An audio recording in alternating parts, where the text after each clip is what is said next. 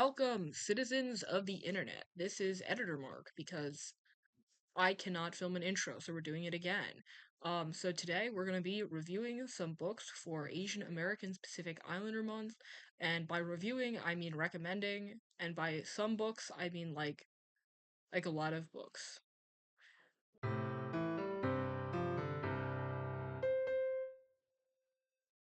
So first, the book we're going to talk about is a book that I personally like, and I feel the need to defend from the haters, from the hordes and hordes of haters. Okay, there aren't that many. It's like 2% on Goodreads, but I need to white knight for this book, because I like it.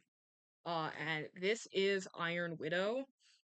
Now, you've probably heard other people talk about it because it's popular, but I'm gonna talk about it. Um, so it's a retelling of Wu Zetian, who is the first and only, I'm pretty sure, Empress of China. Um, and it's about her and but it's like sci-fi, so there's like mechs and aliens. Um, and so I'm gonna air some complaints about common complaints that other people have with this book, that I will defend it from, and then common complaints that I do agree with. So, first, to stave off the haters. Um, so, a lot of people don't like this book because they think it's like fake feminist. They're like, well, this is clearly not a representation of modern day feminism because women are violent in it, and that is not the whole of feminism. Which, yes, that's true. On the other hand, I will remind you, this is a story that is based on a historical story of an empress coming to power. Now, I don't know if you know anything about history, but usually when an empress comes to power, or anyone who is not, son of the emperor comes to power, it usually involves a lot of murder. Um, because that's how empires work. So that is not a good reason to call this fake feminist. I'm sorry. It's it's dumb. Um, and then another complaint that kind of gets aired is like, this book is kind of bad sci-fi. Um, I don't disagree. I'm gonna be honest. Anything with even a hint of Chinese mythology is a 5-star review from me. I have no taste, even in the slightest. No taste. So I like this book. Will I admit that the whole like mech fighting storyline, like one of the main storylines, like it's basically like the backdrop for the book. Is it kind of stupid? Yeah. Yeah. If you want to read a book that has a much better like space fighting mech storyline, Insignia by S.J. Kincaid with a K. Um, that book is really good. It's a lot more like Ready Player One. It's a lot more like video game-y than this. Um, that book is good. That's an extra book. That's an extra book recommendation for you. You don't have to pay extra for that. Um, but yeah, this book, in my opinion, makes more sense as like a political drama, kind of like romance. It's got murder, love it.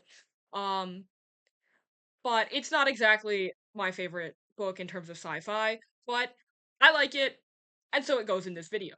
Okay? And if you're gonna be a hater about it, that's fair. But you're gonna have to fight me because I like this book, and you also should like this book. It's definitely more of a YA book, which is probably why I have a lot of gripes with it, because I'm like, I'm a serious reader. I only read classic books. I'm annoying and pretentious. But yeah, if you like YA books, if you like romance, if you like women who kill people, I would definitely recommend it. If you're like me and you love Chinese mythology, also would definitely recommend it. If you like Chinese history, would recommend it. If you maybe don't like those things, but you're like, well, maybe I could try it out, this is a good book. It's good. Read it. I like the author. She's very funny on the internet. In this book, she's pretty funny. Um, yeah. Next up, we're gonna recommend a book that I read and honestly didn't like that much. but I'm recommending it for the people who would appreciate it, unlike me. And so I don't have that here, even though it said it was in stock. The computer lied to me. And that's To All the Boys I've Loved Before by Jenny Han. Uh, Now, I'm sure you've heard of this book because it got a Netflix adaptation. I'm sure I've heard of this book because I was forced to read it in a book club with a bunch of other Asian bisexual people. But they were all women, so I was just like, yeah, I'll read it, okay.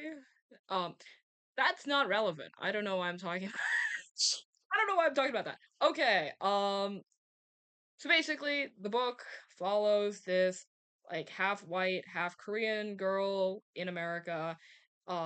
She's grown up in America this whole time. To be clear, to be clear for context, to be context clear, yes.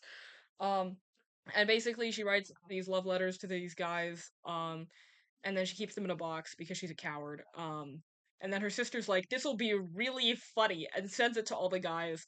Drama ensues. She ends up like fake dating this guy, and then they end up dating for real. I don't think that's a spoiler because this is a romance book, so like like it's a genre. They call it a genre expectation. Did I like it? It's not really the book for me, but if you like romance, if you like YA, if you like like the stupidest fake dating scenario, not like stupid in a bad way, like stupid affectionate, the stupidest fake dating scenario you've heard in your whole life, like it's pretty cute if you're into that kind of thing. So a lot of my friends really liked it, so I have to recommend. um it's a good book. It's not for me, but I am recommending it to the wider audience of people, because I feel like most people would probably enjoy it. Book. I don't know if it's an old book, but it came out when I was a kid. And I'm not old at all, actually, but I'm choosing to believe it's an old book because I'm choosing to believe it because nobody else is talking about it. And so I actually kind of remembered this book while I was running around the store looking for To All the Boys I've Loved Before. So that's a shout out. But this is Where the Mountain Meets the Moon. um how do I describe it? It's like it's fiction, it's fantasy, it's about a young girl and Chinese mythology and like wacky little adventures. If you've ever read The Alchemist, actually, by if you've ever read The Alchemist by Paulo Coelho, it's kind of like this. This is like The Alchemist, but like Chinese mythology. It's like folktale style. It's got it's got the man on the moon. It's got the guy who does the wood chopping. I don't remember anyone's names, okay? This is not like a specific thing. I'm just chronically bad at names. Um, it's got old man on the moon. It's got dragons. It's got the chopping wood guy. He's like Sisyphus if Sisyphus was like Chinese. That's all I got for you. Um, it's really fun. It's definitely for younger readers, in my opinion, but that's probably only because I read it when I was young. Yeah, basically, young Chinese girl. Let's see. Her name is Min Li, and she's like, okay, I gotta bring some good fortune to my family. I gotta bring honor to the family, honor to the cow. Whatever they said in Mulan, right? I think it was the opposite, actually. And so she goes out to find the old man on the moon who can do that. I don't think the drug rabbit is in this book, which if you know Chinese mythology, you know, and if you don't, you don't. Um, but it's a good read. I like Chinese mythology, so this book's a good read for me. I read it when I was young, so I assume it's for younger readers. But it's overall just like a fun fantasy fairy tale like book, fun little adventure. I would hard recommend this book. I like it. It's good. Tell I am recommending a lot of books in this video. This will be very long. Okay, so next up is City of Brass. We've almost concluded the section where it's books in the store. So, City of Brass is a book about this girl Nari, and she is a con woman in Cairo. She's girl bossing, stealing money. We love her for that. She's a little annoying. But basically she accidentally summons this guy Dara who's a djinn, um, and there's like a fantasy romance side plot that I'm gonna be honest, I wasn't really into because I found him like she was, I thought she was kind of funny. If you like that kind of guy, you'd be into this book. He's a little too dark and mysterious for me. I find that a little bit insufferable. Um, but basically, the story is she summons this guy and he's like, "Hey, did you know you're actually like a crazy like Jinn princess or something? I don't remember exactly. Isn't that wild? I have to take you back to the Jinn city." Which is not called Jinn City. I think it's called Devabad, but I'm calling it Jinn City. Um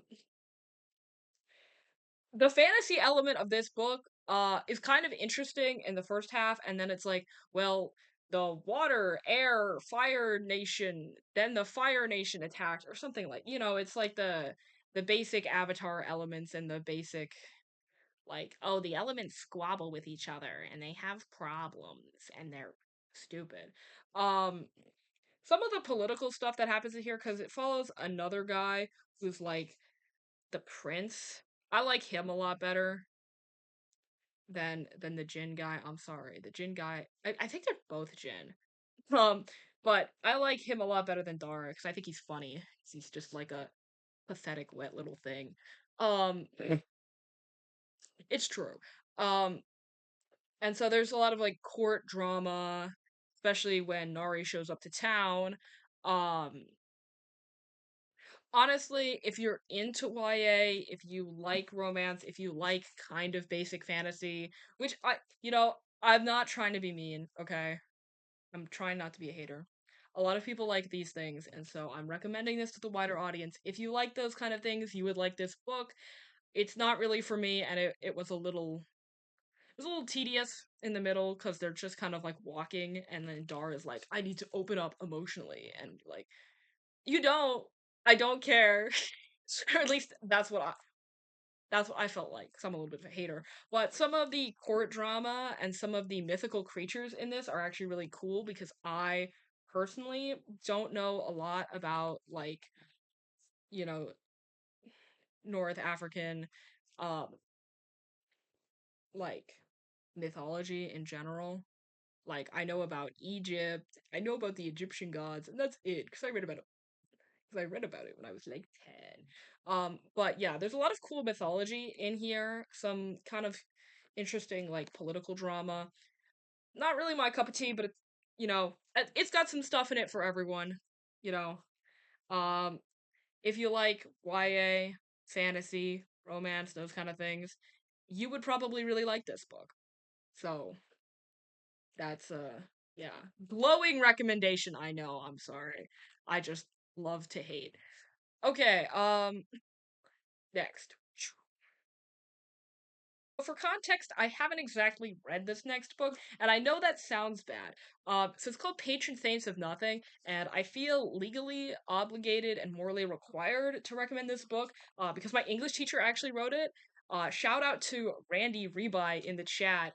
Um, he's awesome. Um, so basically, this book is about a Filipino teenager, like, living in America, right? Who his cousin dies um as a part of Duterte's, like, war on drugs. He's like, like, killed by the police, presumably. Well, I mean, it doesn't say that, but like, it's kind of implied. And then so he's like, well, that's really super duper suspicious that he just, like, disappeared, dog. The teenager in America. So he comes over to the Philippines and he's like, all right, we're gonna solve this murder. And I'm a big fan of murder mysteries. I'm a big fan, Randy Ribay. Big fan of Mr. Randy Ribay. So I'm recommending this book. Um, yeah, it's interesting. It's got a lot of stuff to do with, like, modern day politics in the Philippines, which as a non chronic nonfiction reader, I appreciate when books talk about or related to history or modern politics. So yeah, shout out to Randy Ribay in chat. Um, read this book. Why? So for the next books, basically, these are books that I would really recommend that we didn't have in store. But remember, if you if you know how a bookstore works, and if you don't, I'll explain it to you. You can kind of show up and be like, "Hey, do you guys have this book in stock?" And they might be like, "No." And then you can do this rad thing where you can be like, "Hey, can you order this book for me?" And they'll like, "Yeah, we'll we'll tell you when it gets here." And then you can buy the book from them. It's pretty crazy, I know.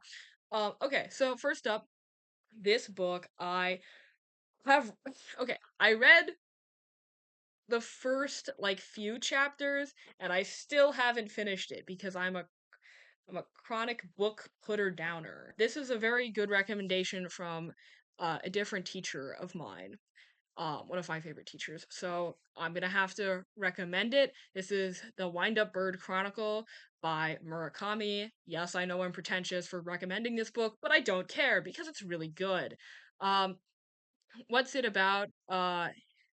It's about so basically a young man has goes searching for his wife's missing cat, and then he needs to find his wife as well. He's like, wait a minute, where is she? Right? And so there's like there's like a I don't know. It's not like an underworld, but it's like the D&D underworld, kind of a little bit. So yeah, it's kind of like it's like magical realism kind of. Um, from what I've read, I really like it, but I also just like it when authors just kind of start talking and talking and talking. Big fan of that. Um, Crime and Punishment is good, by the way. um, so I recommend it because, I'm a big fan of fantasy. I'm a big fan of like mysteries. I'm a big fan of books that are pretentious and confusing a little bit. I'm a big fan. It's got a lot of fun, interesting characters. It's pretty funny actually, from what I've read. I haven't finished it yet, and from allegedly, it's very good. I'm gonna say allegedly because I haven't finished it yet and my teacher told me it was very good. So I'm just stating for the record. Allegedly, it's very good. And not allegedly, you should read it. You should read it. You should join me. You'll probably finish it before I do. Okay, so the next book is actually a historical fiction, which I do read a lot of. So the next book I'm going to recommend is When the Emperor Was Divine by Julie Otsuka. And it's a book about Japanese internment camps. It's historical fiction, but it's kind of based on the experience of the author's relatives. I thought it was pretty interesting, pretty good. I did have to read it for a class, so I think that soured it a bit for me. It's definitely more of like it's got a lot of prose. It doesn't name the characters. It's definitely one of like those kind of books. You get kind of like get that kind of vibe. Um, a lot of people love to hate it, especially in the class I read it for, but I thought it was good. I'm also just a sucker for historical fiction. And obviously, Japanese internment camps is an interesting thing to write historical fiction about. It gives a lot of interesting perspective to that experience. So, yeah, I mean, I would recommend it. I thought it was good. Yeah, read it. To the next book that I also read for a class. Now, this book is a memoir, kind of. It's nonfiction. It's definitely nonfiction. I kind of forgot what a memoir means, but it's definitely nonfiction. And it's written by a Cambodian author. But yeah, this is a nonfiction book about the reign of Pol Pot. It's called First They Killed My Father, subtitle A Daughter of Cambodia Remembers. Um, I read this for a class, actually, but it is really good. It really, you know, if you don't know a lot about Cambodia, it's a good entryway. If you do know a lot about what happened, it's very good. It's very, I guess, like important. poignant perspective. Uh, you will cry reading it. A lot of terrible things happened. Um, it's, it's a very good book. It's a very important book to read, in my opinion, because, as Americans, I feel like a lot of us don't know a lot about world history, so you should read the book for that reason. Um, and you should read it because it's very good. I don't really have much to say about this book. I mean, the book really speaks for itself. Just read it. It speaks for itself. Just read it. On a pretty different tone, the last book I'd like to recommend is The Remains of Day by Kazuo Ishiguro. Um, for context, I actually read this book because it was mentioned in one of my favorite movies of all time, which is The Half of It. This is editor Mark because original Mark gave a bad summary of The Remains of the Day, which I did mess up in that video. Um, there's a lot going on, but basically it kind of focuses around like two main things, which is the main character is this butler. The old dude he was working with was a British guy and like a major Nazi sympathizer, so he's trying to deal with that. So basically, a little bit more context. So basically, in the present day, he's working for a different guy, I think some American named Faraday, right? And so he goes on this road trip to kind of like, relive a little, I don't remember the actual context of this road trip, but, you know, to kind of like bring back old memories. And so it's kind of him dealing with the fact that his old boss was a major Nazi sympathizer and like his kind of like identity and how he deals with that because he was like the butler and he did like feel a lot of like loyalty to him because of that, but also like he really sucks. Um, and then also like his like relationship and attraction to this woman Miss Kenton and how like the relationship develops but also like doesn't go anywhere, and it's kind of all about like regrets and identity and loyalty and all that stuff. It's really good. It's really good. It fits really well with the movie. I Not the movie adaptation. I don't know anything about that, but with the half of it, which is the movie that brought it into my view. Yeah, I don't know.